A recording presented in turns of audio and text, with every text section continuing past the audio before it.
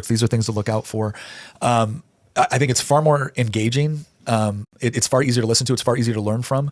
And like, I get very excited about that. Well, there's also a lot of studies now that show that in particular for learning, the worst thing that you can do is have a classroom setting. That actually the best thing that you can do, especially for business and for likelihood of success in business, is to make students do business. The best business school is business. And so, I was last night there's a new university here called University of Austin. And then there is University of Texas has a new center called Civitas, which is trying to go head to head with Stanford's Hoover Institute. Oh, okay. Yeah. And it's an incredible organization. They just got a $100 million grant to build out what I think might be a center for, I'll connect you with them. You'll actually love Ryan Streeter, the guy who runs it. And it's all about free markets, that the founding of America was actually good. Shocking, I know. That that freedom for all is actually a huge liberty, and that constitutionalism is quite important for this country. And then a belief that overall in individualism, in the ability for the individual to do good, but that the individual is sovereign. And in the system last night, we had this dinner where we were kind of trying to think about what would education look like if you could choose for children based on what works, data only, throughout the entire system? And so they were kind of walking us through it. And you've done this because you've homeschooled, but I mean, could you imagine today, if you think about what they had us do. If you forced me to sit in a room for 8 hours today in one of those plastic chairs, listen to a teacher preach at you, maybe get in, I don't know, maybe 5 questions in total throughout the day, and that was it, I can't, that's a ring of hell for me. Oh gosh. Yeah. Well,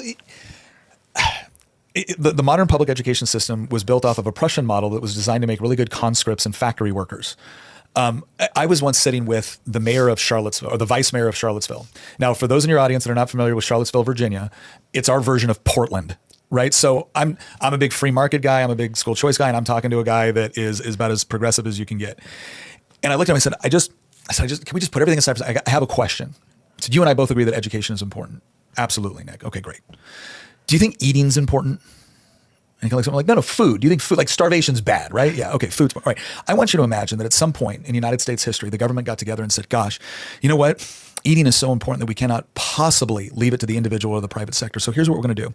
We're going to set up 10,000 government grocery stores, and we're going to assign you a government grocery store based off of your address. Now, when you show up to the government grocery store, you don't actually shop for groceries. Your groceries are provided to you based off of some sort of council that has determined the size of your family and what they believe is the appropriate caloric intake, right? And then you're going to get your bag of groceries. Now, if you're not happy with something in your bag of groceries, not a problem. You're just going to have to show up to a lot of local, state, and perhaps federal board meetings in order to determine what should be in your grocery bag, while the lobbyists for the people that currently have things in your grocery bag spend millions of dollars influencing the process to ensure that nothing ever changes. Oh, by the way, none of the people working in this government grocery store are ever rewarded based off of creativity, ingenuity, or work ethic. They're purely rewarded based off of seniority. Do you think that is a grocery store you would want to be forced to shop at? No, it's exactly what we did with public education. You're assigned a government school based off of your address. You have little to no say over any of the curriculum. If you want to change something, you don't like something, prepare to go through a huge political battle for which you are the underdog every single time. You can't leave this school unless you can afford to, and none of your teachers are rewarded for creativity, ingenuity, or work ethic. It's all about seniority. And we are shocked that this mass production approach to education is not producing the sort of results, optimal results. I worded it. I was actually speaking at a homeschool convention. By the way, that is such a good counter argument. I'm going to use that everywhere. It makes all the sense in the world. Well, and the other thing too that I always try to be careful about, I'm not claiming that everybody that has been involved with the public